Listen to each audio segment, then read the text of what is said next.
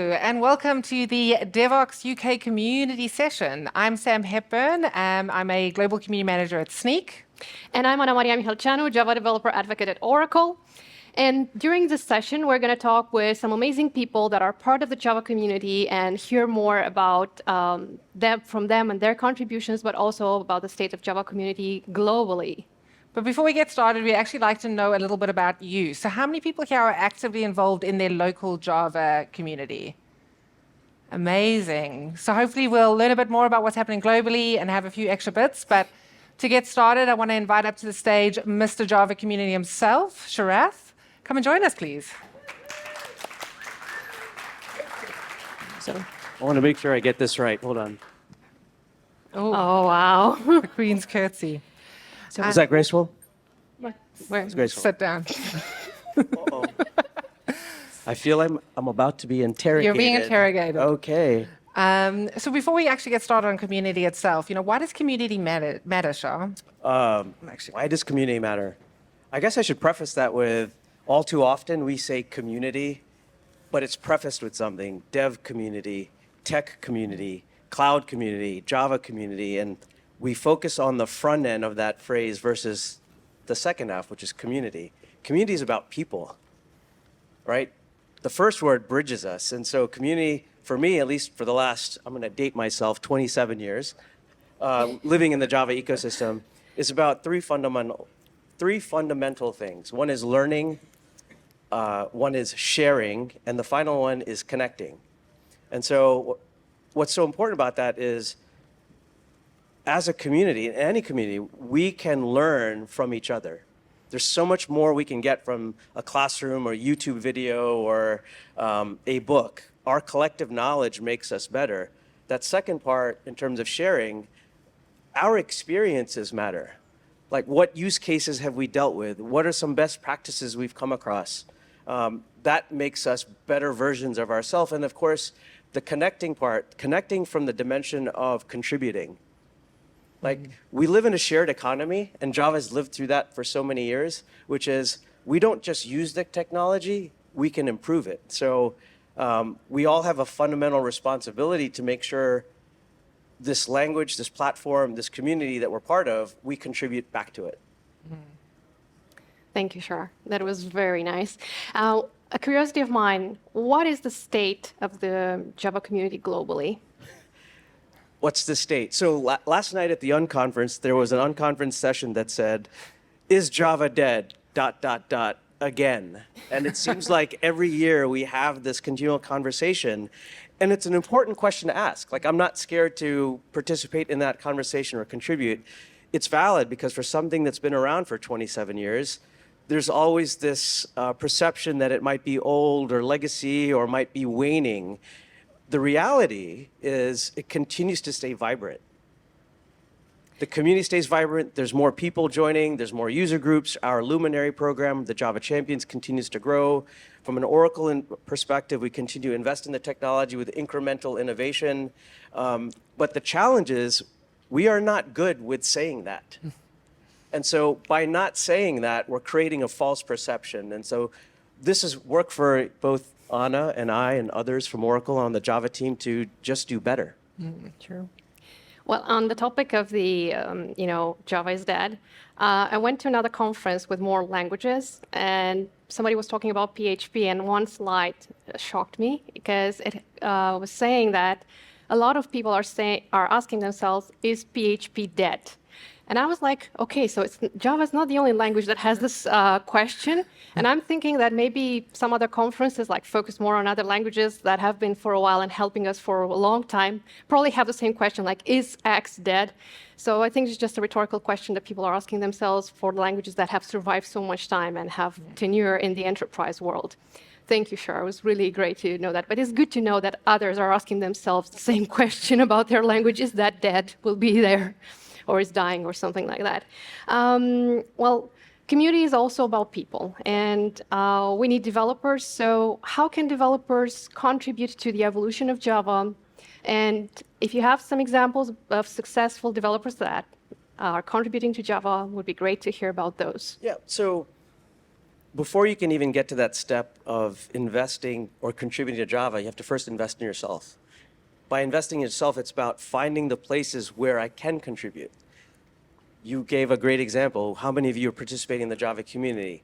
The best way to do that, I think, is through a local Java user group. We now live in a digital age where you can also connect with other Java user groups digitally. You know, borders are much closer now, but still fundamentally we learn better and share better and contribute better in the moment, in person, face to face, like what we're doing here. That's why I think to this day, in-person conferences are better than any digital conference by far on a scale of 10x. When it comes to actually contributing to Java, there's many mechanisms if you fundamentally want to change the direction or the evolution or the innovation. First and foremost is the OpenJDK project. Oftentimes developers will say, oh, I'm using OpenJDK. OpenJDK isn't a thing, it's a place. It's a place where you can go and sign up for different types of roles depending on how complex of a contribution you want to make, whether it's a committer or an author or something on that horizon. And so if you fundamentally have something that you find purpose in, you can join the OpenJDK project and contribute. There's obviously also the JCP, the Java Community Process, which started when we created this amazing technology such that we can set the specification. And we don't do that in isolation. We have not just companies, but individuals, people from the Apache Foundation and people from different companies that actually participate in many of those dimensions. And so we all have a place. So if people don't realize this, with every 6-month release, when we announce it, we also announce every individual that provided quality bug fixes. And we honor them and recognize them because of what they've done. Because it's not just what Oracle does or the Java team does. It really is this shared responsibility. I mean, I think that almost answers my next question, but I'd love to know more about, what motivates people to contribute? So obviously, having your name on a list is really nice to see, sort of getting that kudos out in the world. But is there anything else that motivates humans to do it? And do you measure in any way? Can these contributions be measured? Yes. So we're humans. We want acknowledgement of what we've done. I mean, there's this trait. A lot of what we do in the community is on a human dimension. We want to know, are what we doing the right things? And by coming to conferences like this or a meetup or an unconference, it validates, are we in the right direction? Have we deviated too far? Do we need to recenter? And so that's one thing we all have to keep in mind when we do this participation. From our side, we absolutely measure it. And two of the things that I mentioned was, we look at every release to see what contributions we're getting from not just enterprises, but from individuals, and we recognize them. But we also want to get participation in other ways.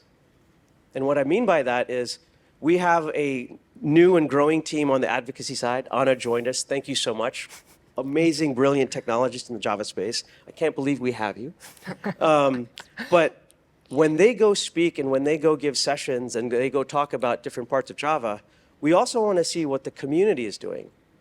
For example, here at Devoxx UK, what are some of the other experts that are talking about other dimensions of Java, whether it be virtual threads with Project Loom or some of our new features in Ember or how Java works in containers? We measure how many of those talks are being done by non-Oracle presenters and experts. That gives us a gauge in terms of what's popular, where we may need to be investing more attention, or more importantly, where we need to divest some of our attention to focus on the new things. Yeah. That's good and great to hear that we're looking at more areas, not just the language and what we're doing. Community is very important in most importantly giving feedback and learning and how Java is used. I think we have time for a question from the public. So if somebody wants to ask a question, I'll borrow a bit the mic from you. Sure. Before we pass the mic on, though, I do want to give a round of applause to all of the Devoxx organizers, Sam, Kim, where is Mark? Mark, all of the volunteers. I know they put in a lot of time. Everyone wearing those yellow hoodies have volunteered to support those 3 individuals, and this is why this is possible, is because of them. So I just wanted to honor all of you, so thank you. So you want to take this? More interrogation? We can actually ask if the community wants to interrogate you. Does anyone want to ask Shara a question? Don't Come be shy. on, Mark. You know you've got a question in you. No? I get off easy. There we go. Awesome. No. Hiya. So my question is, over the years, being part of the Java community, I've seen people come and people go, and you see people come and go all the time. So, what are your thoughts on kind of retention of people that kind of, or like a link to the community? They don't have to be involved all the time because people's lives are constantly changing. But is there any ideas that you have of creating a link between individuals that have participated within certain communities and keeping them up to date, or just even if it's just like a reaching out at some point, how you doing? You know, we're still involved with these events. I just wanted to get your thoughts on that. Sure. Yeah, we're going to get the mic back. Thank you, Aidan. So So, repeat the question. yeah, the question is, how do we gauge and measure retention of people participating in the Java community? I think that's the arc of your question. It is challenging. There are ways to do it. For example, when it comes to contributing to either OpenJDK or JCP, we know who is contributing or participating in what role and who's coming in and who's coming out. That's an easy metric. At the community level, it truly is challenging because as much as we on the Java team try to invest in user groups, it really is encompassed upon the user group organizers to sort of maintain a Rolodex or a list of who's a member and who isn't a member. And sometimes it can be formal, sometimes it can be very informal. But we do sometimes drop in and try to sort of like take a gauge and a milestone of how healthy that is. We also do that with our customers. And so we try to understand in our customer base, those that are licensing Java either for free or commercially, how many developers do they have in their shops? Are they growing? What areas of Java are they now focusing in on or divesting? So we're not just measuring headcount, we're also measuring usage. That's an important dimension. And it is absolutely challenging. I mean, you can look at the statistics. I mean, whether you look at Gartner or IDC or other analyst firms, they estimate the Java ecosystem is 9 million, 10 million, 12 million. All I know is once it's above 7 digits, it's huge. We have a very nimble yet small advocacy team of 10 people that try to service all of you as best we can, whether you're a developer or in an enterprise or part of a user group. So we're always on, we're always accessible, you can reach us. It's amazing when I see Anna on at 3 in the morning responding to someone's tweet on Twitter or sending an email, and I'm like, yeah, this is not just a job, it's our life because we find purpose in it. So I wish I had a perfect answer for you, but we continue to try to monitor it. Yes. I think the thing is to also remember that when we came into community at the beginning of our careers, we saw these people we looked up to, right? And they were there, and then they grew in their careers, maybe went off to have families, did different things. We don't see them anymore, and we think, oh, the Java community isn't what it used to be. But it's also remembering you're the next generation of those speakers, those people that other people look up to. And so it's kind of a bit scary to think that, you know, the thought leaders, you are them. And realizing that there is a natural flow and a natural turn within a community that makes space for the next talent, the next, you know, ideas and stuff. So it's also looking at yourselves and realizing you are thought leaders, you are here, you should be sharing your knowledge. You are the next, you know, sort of faces of that community, and that's okay too. I'm terrified every day. I am. I'll be honest with you. For 27 years, I still every day wake up with imposter syndrome. I worked with James Gosling. I work with Mark Reinhold. I work with Brian Getz. I work with Ron Pressler. I get to work with other colleagues in other dev teams like Andres Almaray on the database team, who is right there. Like, I will never be able to achieve their level of talent, but they've embraced me because I have something unique to offer within my layer of expertise. And so we just have to find that courage to sort of push through our fear and know that all of us matter. And I think the easiest way to do that is in places like this at Devoxx UK. They offer that UnConference experience. They have quickie talks, they have short talks. Your user groups offer you that platform, and it just gives you visibility. And if you ever have that fear, you can reach out to us, you can reach out to the conference organizers, or reach out to colleagues to kind of uplift you, to give you that ability to talk about what you care about. Because like I said, learning, sharing, and contributing, that sharing part, your experiences have to be out there. We won't know what you're going through unless you tell us. Thank you, Shar. Sure. That was great. Thanks for everything and for the insights. And you can find Shar throughout the conference. I think he's going to wear also the yellow. I will put back my uniform on as soon as I finish this So talk. just chase him and ask him more about being part of the Java community and how to get involved more with Java. And also you can ask me as well. But Appreciate it. Thank why you. not chase him while he's Thank here? you so much. Thank you. So our next guests are Abby Leverton from London Java Community and Brian Vermeer, leader of the NL Java User Group and Virtual Java User Group.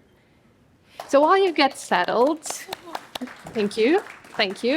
I have a question for you, Sam, because you're also running some communities. You're a manager of some communities, and I'm wondering if you can share some insights about how those are going.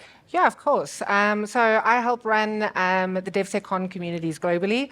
They're actually not ecosystem specific, so we help developers adopt security into their development workflows, and we try to bridge those gaps between the security teams, the ops teams, and the devs to look at how we do it in like a seamless way, not let's just give everything to the developers to do, the testing, the security, the everything. That's everyone's problem now, right?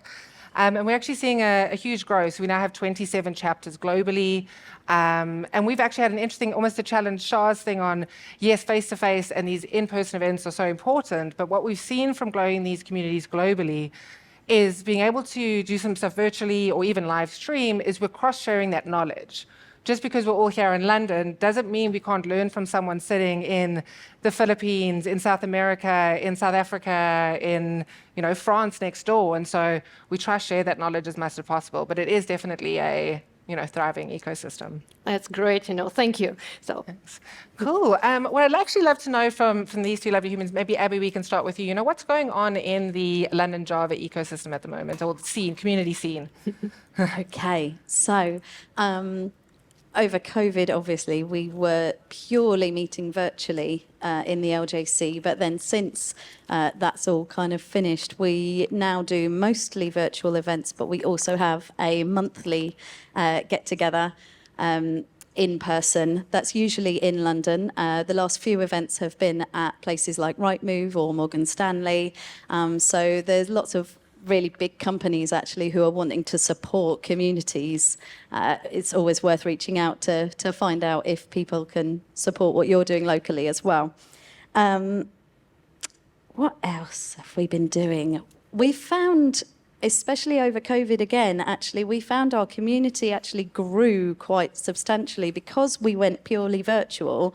People from across the whole country have joined us, which is really nice. Like, I think it's like Shah said, it's so hard sometimes to actually keep a tab on numbers, really, of your community, but just the engagement we've seen more frequently, and there's obviously been a real drive for people to want to come to the personal events. The in-person stuff has been really popular, which has been amazing as well. And yeah, it's just been a really, really nice time of being able to see people face to face. Does make a difference, doesn't it, to all of us? It makes such an impact when you get to say, "Oh, hi, Brian, how are you doing?" All going well, great, yeah, and you get to have those conversations informally, which sometimes on a virtual event it's a bit kind of more tentative, isn't it? And you're not sure, can I speak? So I actually have a few people that if I know they're at an event, Carly's one of them, I will say, "Hey, can you ask a question just to loosen up the rest of the room?" And then you get the discussion starting to generate because people realise they can speak. And that everybody has a voice, because we're like Shah said, it's all about learning and connecting and sharing, isn't it? So actually everybody has something to share. You've got your own experience and no one else can argue that. So there's always something that each one of you in this room and in your communities has to bring to the table, to bring to the community. We always say we're on different parts of our journey, and we often, again, look at the people ahead of us going, "I want to be like them," and fail to look behind us and go, "Oh, what can I share with that human, who's trying to follow in your footsteps?" Brian, are you finding similar things with the NL Jug and the V Jug, or what's going on in those spaces? Yeah, that's an interesting question, because there are two different jugs with two different perspectives. The virtual jug we were virtual before it went cool. That's something we always say, but we paused it because everybody went virtual. So we didn't want to, the existing jugs that were there and all going virtual. Now the London Java user group was on my screen and the Bangalore Java user group was on my screen. So we didn't feel like pushing that even more from the virtual jug. So we paused that, and we're now looking into how we can get that back, if that's still valuable or not, because a lot of people do it hybridly. But the NL jug is a little bit different than most jugs, if I talk to my fellow jug leaders. For instance, we are a paid jug, and people will say, what?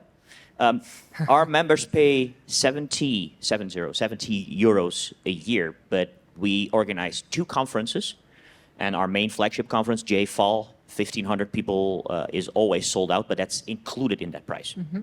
Every year, or every quarter, they get a printed magazine with articles that are written from our community to our community. So people are working on, hey, I did this with Kafka, and they write an article in a printed magazine. They get it on their doormat or a PDF if they want to. What we try to do is, and that we see now more and more, we try to support, try to bridge between companies and developers, but also universities and colleges to see like where's the gap. How can we connect that better? How can we make sure that education is an important part of that? We make an effort, and that's what we're currently doing, because we're now back into that real world, what you were saying, and it's all about people, what Char was telling us.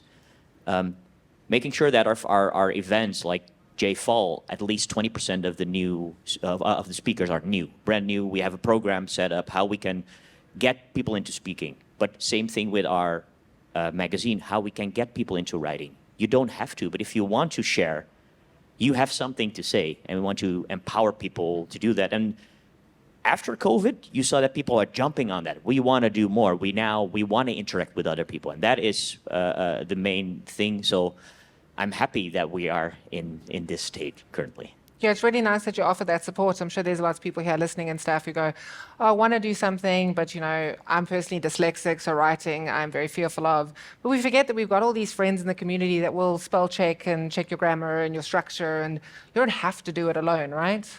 You don't have to do it alone, and it's also the thing that a lot of people say, like, I work with this technology and it's been there for ages. What do I have to bring?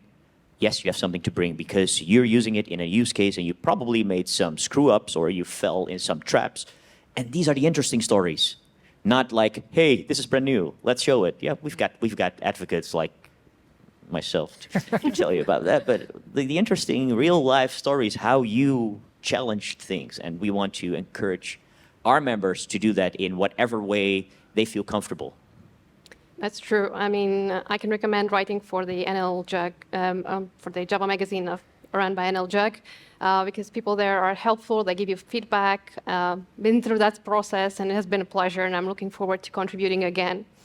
Brian, from developer to developer, I want to ask you, why should a developer join Java user group or a community? You mean start a Java community or Be part. Be part. Part of. I think every developer, it doesn't matter at what level you are in your career, you have something to give and something to get. And if you can give something, you can make somebody else better. And if you get something, you make yourself better. For instance, if you're here at a conference or a meetup, the most important part, I think, is not the talk. It's the hallway track. It's the unconference. The talking to people, sharing things like, hey, we had this issue. Yeah, we had that too. We solved it this way. Or just meeting people. And when you come into a problem, you can connect because we met, we talked, we drank a beer or anything else, but we have a connection now. And I think that is the most important part, because even if you're just early on in your career, you have questions that we might think are like, yeah, that's easy, or not. You come up with a question like, I'd never thought of that. Yesterday was such a good question in the unconference. Do you go for a high-paid job that is not so fun, or do you go for a low-paid job with great fun? And that is like, yeah, for us that might be different than for people that are starting, and helping through and seeing different perspectives that helps you grow. And I think that is the essence of participating in any community. It will grow you and you will grow others. Yeah. Well, talking about that sort of growth and things, Abby, I know that you have something called the New Speaker Clinic. Now, what is it? Why is it important? If I'm not mistaken, something fun's happening tomorrow here at Devoxx. That is right. Tomorrow morning at 9 o'clock in room D, I So believe. no one must be too drunk after the party tonight. 9 a.m. bright and early. Come and support us. So what's happening tomorrow morning is we have 4 of our aspiring speakers who are going to be doing lightning talks for you all. We've got two gents, 2 ladies. So Adirin and Fahad and Maddie and Lena, and all 4 of them have come through our aspiring speakers workshops to be able to then come and speak here at Devoxx tomorrow. So we're really excited about that. The ladies in particular, they've just done our course called Couch to Conference, which is run through our aspiring women speakers. It's like Couch to 5K, but with no public speaking to doing something public speaking and being able to feel equipped to apply to conferences, to go and speak at conferences. And our aim through that community is, and that initiative is to see 100 aspiring women speakers applying to speak at conferences and hopefully get accepted, but we have no control over that bit, obviously. But obviously to see 100 women go through that course and get the opportunity to go and speak at conferences and build their confidence in public speaking by the end of 2024. So I'm glad you said wow, thank you. We think it's wow. So yeah, and like I say, we do run a similar thing through our aspiring speakers group, which is mostly for the gents as well. So we kind of do both, and we do workshops on how you write your talks, what topic ideas, what titles you can think of, like how you generate all those things. And so yeah, that's another really exciting part that's come out of our communities, but not just the Java community. It kind of sprung from there because we love to get new speakers in through the London Java community as well. And so the way we do that is through our aspiring speakers communities. Then we say, oh, great. Well, we've got a group of people who are really friendly and happy to hear what you've got to share. So come on in, come speak to the LJC. And it just gives a platform, really. And how does someone sign up for something like that? How do they get involved? Where do they find out information? Come and see me and Jade at the LJC desk, and we'll give you the link for how to sign up to the communities.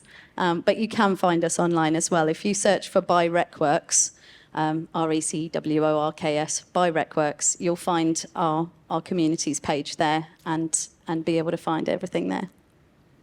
Thank you, Abby.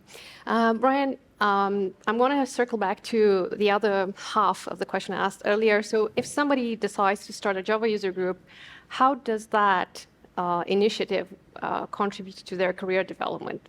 What are the benefits based from your perspective and what you've learned as a member and probably being involved from the beginning with a Java user group? It's an interesting question. I think it's personal to everybody. For me, it's getting out of the house. That's really good. My girlfriend is happy with me, like, man, are you going on travel again? You're doing stuff again? Good for you. I can watch my Netflix series now, but I'm kidding. The thing is, you do this out of passion. And I think if you do this out of passion, you don't need to be a super 10x, 20x developer. But what you can gain is you gain a network. And that's already with participating, but you probably want to start a jug for a specific group or a specific area that's not yet covered. So you meet new people. You meet new interesting people. You can share ideas again. And I think that is, again, the benefit of doing that. And you have the power of connecting people together. For yourself, you can probably get some gains out of it career-wise because we all know that networking is one of the most important things ever. How did you get your job right now? Oh yeah, that's a good one. How do I get my job? Through the Java community. My former boss, most of them know the person called Simon Maple. He came up to me once at a conference. He said, hey Brian, do you want to work for a real company? This is a true story. And so I joined this company. So because people know you and they know, like, hey, we're looking for a developer or an advocate or a speaker or a writer or something with a skill set, and I know this person, I just directly connect with you. Or I go through other jug leaders, because that's another thing. All jug leaders are connected. We have a mailing list. So what we do is say, hey, we have something up here, and you get, as a jug leader, you get that information early, which is fun. But you know that our CFPs are open for that, or somebody works with that problem. Hey, how did you solve it? So from all places all over the world, you have instantly connections over to with people in South America, for me, for instance, and that is super fun to see what they're doing. And for us, now for the next, like we're running JSpring, or we're setting that up. Hey, I know that Bruno Souza would be in the Netherlands. Hey, are you able to speak at our conference? And I can piggyback on that, which is super fun, because normally that you wouldn't have that capability. You have direct access to all Yeah. these You amazing grew humans. yourself, you grew your network, and so that is beneficial for your career, but also for you as a human being, because I made some amazing friends during the years. I still make amazing friends. I try to talk to new people every time, just to make more friends or more acquaintances. So I think that is the power of it. That's how we met. Yeah. Well, thank you so much, both of you. That's all we have time for today. But both of these lovely humans will be around if you want to chat more about starting a user group in your own area. But thank you so much. Thank you. Cool. Well, next up, we're actually going to speak to two humans who have grown their own community by their own careers by contributing to the community and getting involved. So, Grace Janssen from IBM and Andries from Oracle, please come join us. Thank you. Hi, welcome. Hi, welcome. Now, Anna, I understand that you also grew your personal career out of getting involved in communities. Do you want to tell us a little bit about your journey? And my chair is going to fall, so please don't laugh. Trying to make this as quick as possible so that I don't distract much from what Grace and Andres can tell, because it's much more interesting. So probably like many of you, have a regular job and, working in a team. Sometimes when you want to solve your own challenges at work, you're getting help from others. And sometimes you're sharing that with your own coworkers, because maybe what you discovered can improve their life as well. So pretty much this is a story that applies to many people, like sharing first with their coworkers what they learned, what they have found out, growing internally probably, and then when internally you feel that you could add more from outside and discuss more from the outside regarding what you're doing in best practices at work and what you're coding, how you're choosing architectures or reasoning, you go to meetups or Java user group gatherings or other user group gatherings where you meet other people working for different companies, using probably the same technology but for a different product, and discovering other things.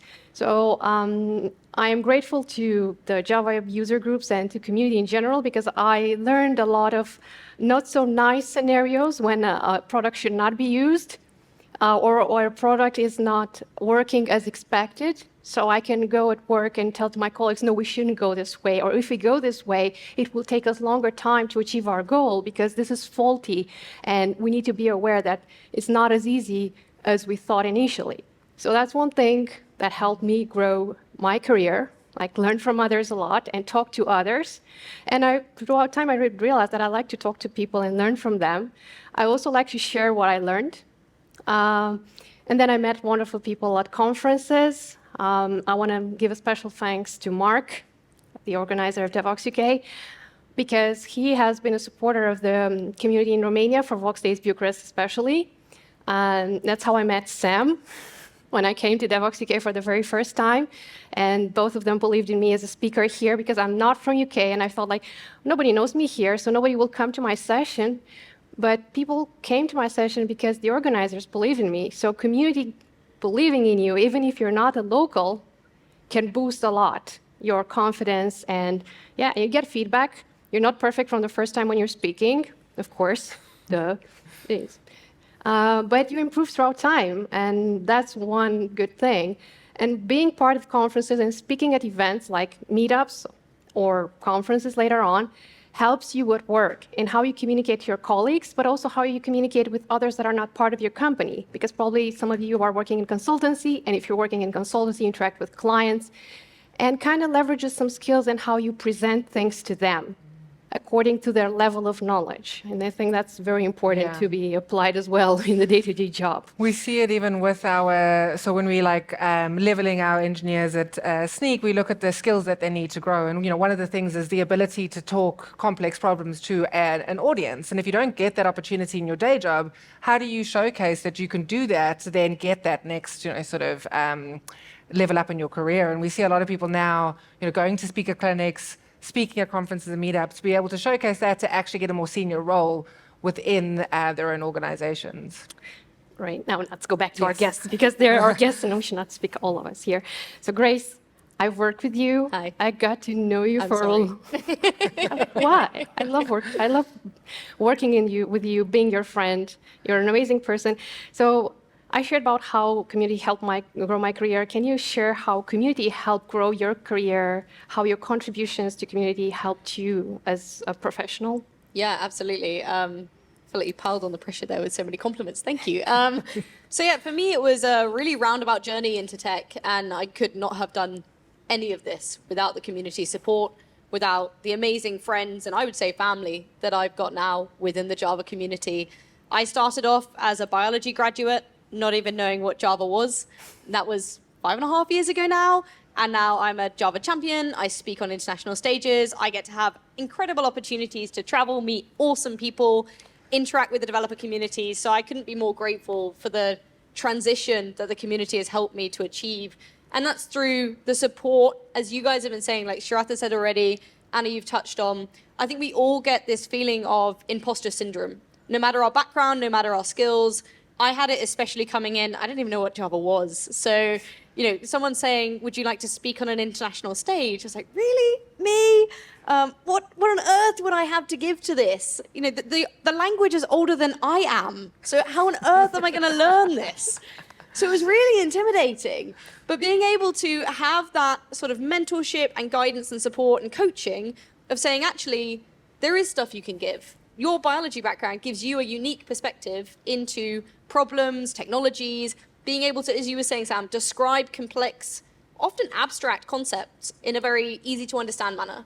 And so I managed to sort of get my first opportunity through the London Java community, actually. I went to one of their speaker clinics, so I can definitely vouch for that. Go if you're interested. That's where I started. And it was through that and it was just a mentor who happened to come along on that day, and she gave me feedback. She wrote to a conference and said, I think Grace would be great to speak at this conference. That conference made room for me. And from there, I grew and spoke at more and more events. And it's led to so many opportunities, writing books, getting to travel lots, meeting new people, as I said. So really, without the community, I wouldn't have achieved half of that. And it's brought me to the stage of my career I'm now at, coming from biology and fish all the way through to Java and speaking.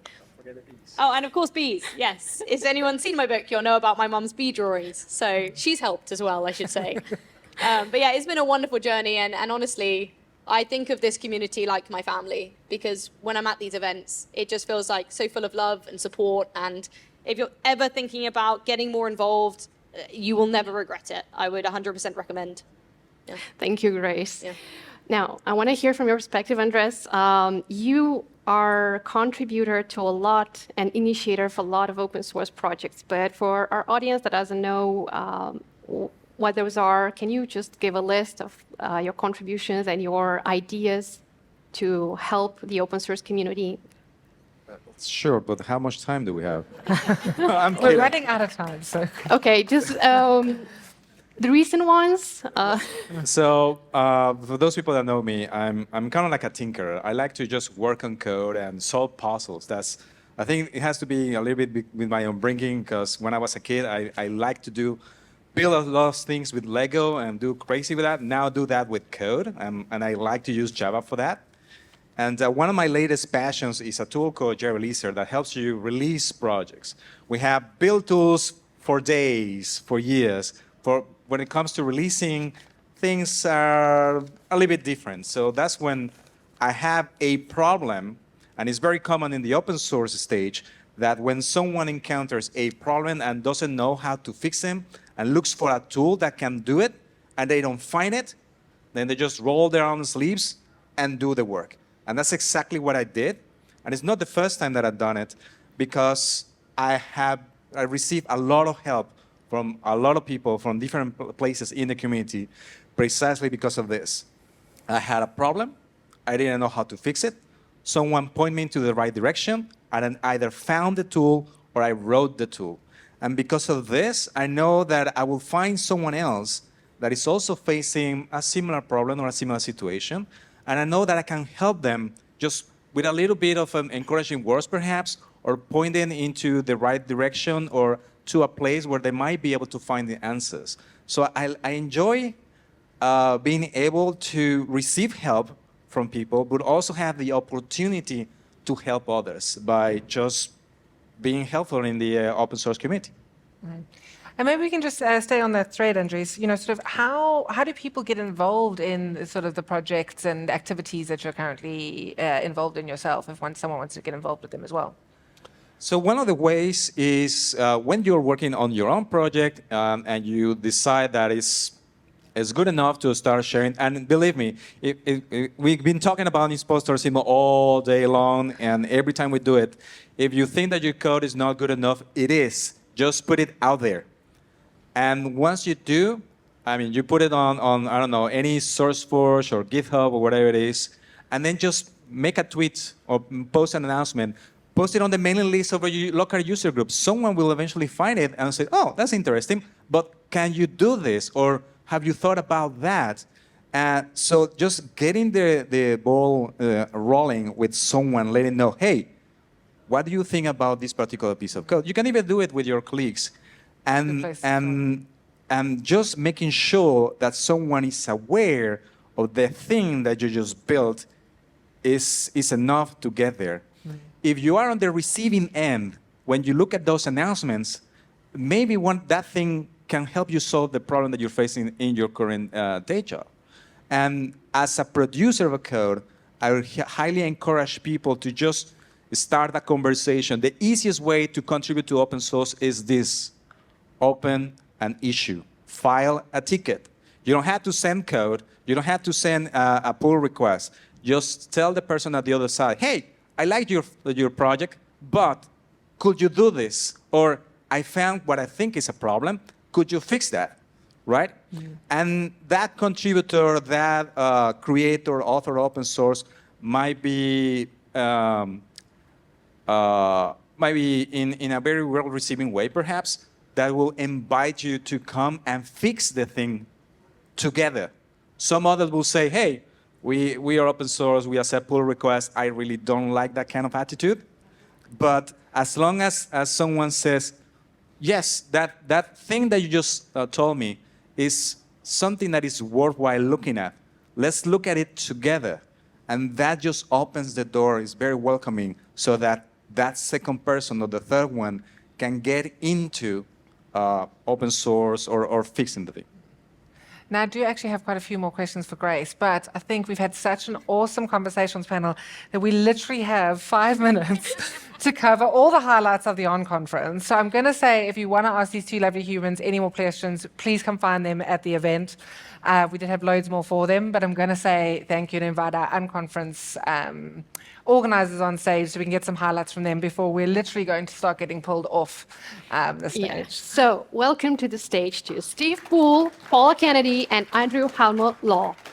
They're three pillars of the first ever UnConference at Devoxx UK. So for those in the audience who have no idea what an UnConference is, didn't come last night, don't know what we've been speaking about for the last 50 minutes, can we give a very succinct what it is and what was the vibe last night? The vibe was brilliant, as always. UnConferences are amazing. UnConferences are conferences where the topics are chosen by the audience, the discussion is led by the audience, and everybody is an expert. You bring whatever expertise you have and whatever queries and questions you have, and you ask your peers, you ask the speakers. It's like sitting around the table in the pub and having a good chat. And it's fun. With beer. Yeah. Well, yeah, okay. Occasionally with beer. Okay. So can you share with us what topics were discussed? Yeah, so we had nine sessions altogether. Okay. We had, not remember them now, there was community, there was Is Java Dead? Java Dead, okay. Again. What was your first one? DevOps. Oh, DevOps dead. ChatGPT, microservices versus monoliths. Is DevOps dead? Quarkus and Grow. And then we merged the last two, which were what would you do differently if you had to restart your career? And what are you passionate about? Or how do we bring passion? How do we maintain passion in tech? And are we still passionate about tech? So Wow. quite a range of topics. And those were the topics that were proposed during the day yesterday. People were putting stickies on the wall outside. People were dot voting. And then we picked the ones that had the most votes. And then we shuffled them into the rooms. And that's what we talked about. So it was kind of the agenda, as Steve suggested, the agenda was chosen by the community. And what were the highlights? What in 5 seconds or less? No, joking. So out of those outcomes, what came out of it? Highlights. So I think Paula wants to mention something because the discussion around about what are you passionate about and what would you start again was super interesting. So I think Paula wants to say something about that. For me, it was the ChatGPT stuff. So I was at a conference last week and someone did a keynote. Mike Feathers did a keynote about ChatGPT and LLMs, and he had put a massive. The first slide was today's date because he knew it would go out of date in 15 minutes. So we had in the session about LLMs and ChatGPT and things, people who'd been playing with it on that day and people who'd used it at work, people who thought it was a good thing, people who thought it was a bad thing, etc. So we had all of that super fresh in the session. It was really interesting, right? So nobody had to make slides and wait for a few days for it to go out of date and stuff. So that was, and we had people who were going to do talks about it and all that kind of stuff. So for me, that was super interesting. But so you can get very hard, specific, and like Steve mentioned, talked about Quarkus and stuff. But other stuff, like for example, the community and passion stuff, which I think Paul, you want to say something about. But that you can get both. They all, if everyone wants to talk about lots of those things, you talk about those. If otherwise, you talk about just a mix. Well, I was going to say, just to clarify, the one thing you don't have at unconference is slides. It's just talk. You might have a whiteboard. And sometimes it might be a conversation that's very about human beings, like the one that we did is Java Dead, isn't really about tech. It's about people and what they feel and what their career is and all those aspects. But you sometimes at an unconference, you'll have a thing and you'll have a whiteboard and somebody will go off and write code and the next thing you know, there's a product. It's whatever it is. But the Quarkus one was great because we talked about when you'd use it, why you'd use it. We had a load of different points of view, people who supported it, people who didn't, and it was done very well. And and the Java is the Java Dead one, which is the perennial conversation at every Java conference. We agreed it wasn't because we were there chatting about it. Yeah, and we're all here, so obviously it's not. That's good to know. Any final outcomes or thoughts that tomorrow we're going to have the final day at Devoxx and maybe people should take away with them after this first event? So I would say my take is wherever you see this, if you see there's an unconference being scheduled, just go along because it is the most amazing fun. And the feedback from everyone I've done a load now, is that it is one of the most satisfying engagements you can have around whatever you care about. It is incredibly brilliant. Hands up. Final thing I'll say is come back next year. Oh yeah, come back next year and let's have a bigger one. I'd say also, if you want to help organise it for next year, then get in touch with Sam and Mark and see if you want to volunteer to help, because it's fun. It's been fun organising it as well. And thank you, actually. That's a nice way to get involved in community, right? Like if you're Yeah, nervous exactly. about stuff and you're like, do I fit in? Am I senior enough? The way I started was volunteering because I had a reason to be there. No one could tell me I didn't, I wasn't a developer. I didn't know anything about code, but my reason was I had a job. So if you are nervous to get involved in community, volunteering at anything, whether it's UnConference, Devoxx UK, a meetup, gives you a little bit more sense of, I am supposed to be here whilst you realize that the community is lovely and warm and you can stay. Well, in that case, I would say to give a round of applause for you and the participants in the unconference, because it's well deserved. It was a lot of work. Thank you for joining us. Thanks to all the guests that we have had. We have just some final thoughts for you before we're ending up the session, because I see that people are lining up and for the next session. Thank you for joining us. Do not forget to get involved with your local community, contribute to the Okay, there's a cake. Contribute to the community that has talks about your favorite language. In my case, in many cases, is Java. But I'm sure there are many more communities for other languages or other technologies. Get involved with that. And if you want to know more about Java, don't be afraid. Reach to us. Enjoy the rest of the conference, and always have fun by networking and talking to others. And remember, Devoxx UK is a community conference. When I said how many of you are active in the Java community, you should all put up your hands because you're all here today, and so you've already started that journey. But I think we have a very special cake for a very special man. Kim, can you be heard? Oh, It's okay. I can't hold that, and the cake's from you. I'm not sure if all of you know, but today is the 10th edition. Well, not today. This Devoxx is the 10th edition. anniversary. I can't use my words. But we wanted to take this time to give Mark Hazel a big cake. You're all welcome to share it with us. This wouldn't be possible. Come here. This community wouldn't be possible without this lovely man, and we want to embarrass him a lot. So a big thank you. Thanks everyone for being here, and keep coming back and just keep contributing and being awesome and being part of this stuff. It's really cool. Thank you. Bye. And come and get some cake on your way out. Get some cake.